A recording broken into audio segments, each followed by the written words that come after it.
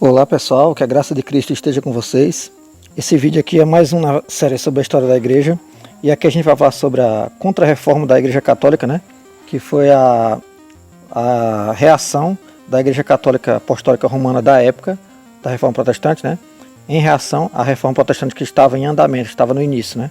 Então vocês vão ver aqui os pontos principais dessa contra-reforma da igreja católica, quando aconteceu e do que se tratou. Então você já sabe, né?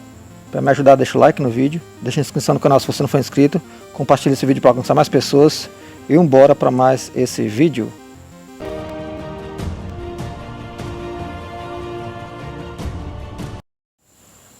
Então vamos ler aqui sobre a Contra-Reforma Católica.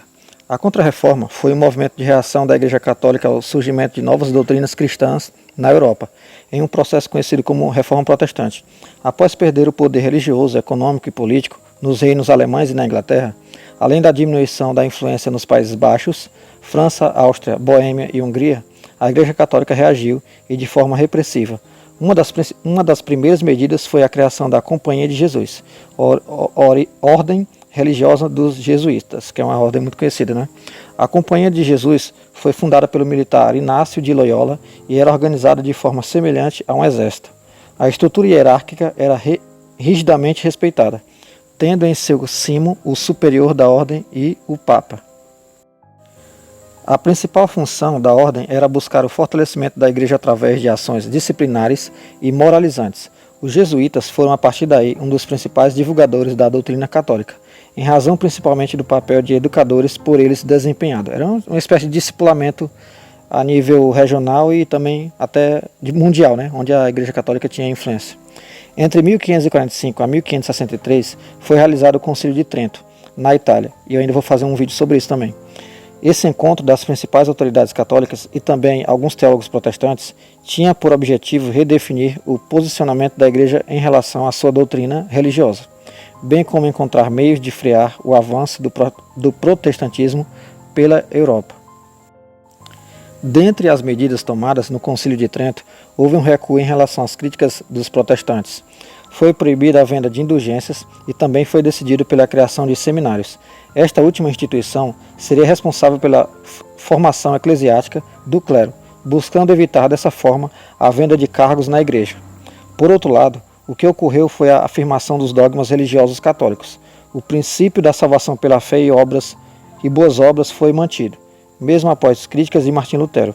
O culto à Virgem Maria e aos santos foi reafirmado, bem como a existência do purgatório. A crença católica manteria as duas origens, a Bíblia e as tradições transmitidas pela Igreja Católica.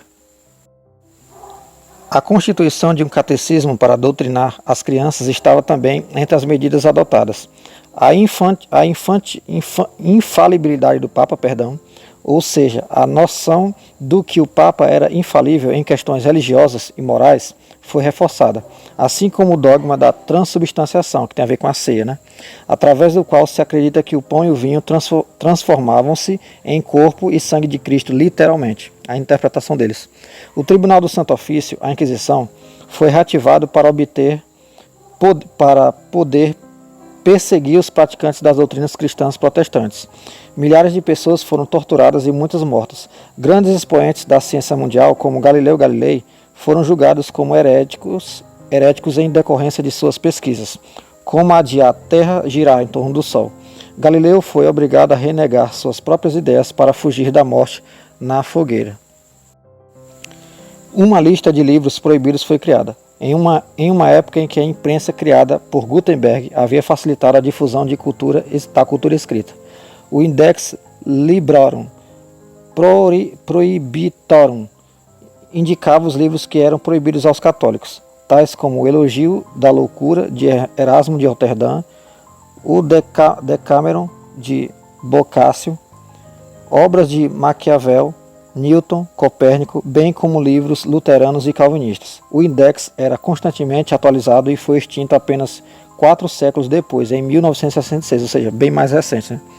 Com a Contra-Reforma, a Igreja Católica conseguiu conter o avanço do protestantismo em alguns países, principalmente na Itália, Espanha e Portugal. O fato de desses dois últimos países empreenderem as grandes navegações e colonizarem a América fez com que a maior parte do novo continente fosse cristianizada, dando novo fôlego ao catolicismo.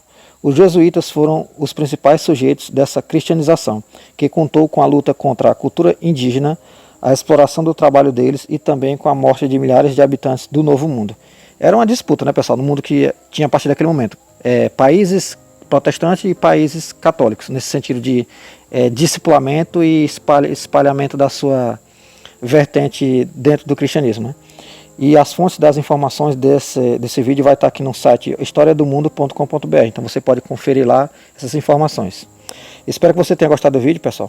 Deixa o like no vídeo, deixa a inscrição no canal se você não é inscrito, compartilhe o vídeo para alcançar mais pessoas para o canal crescer, deixe o seu comentário também para saber o que você achou.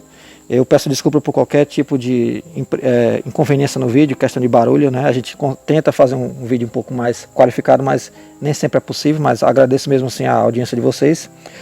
E não se esqueça, somos um em Cristo e fica com Deus.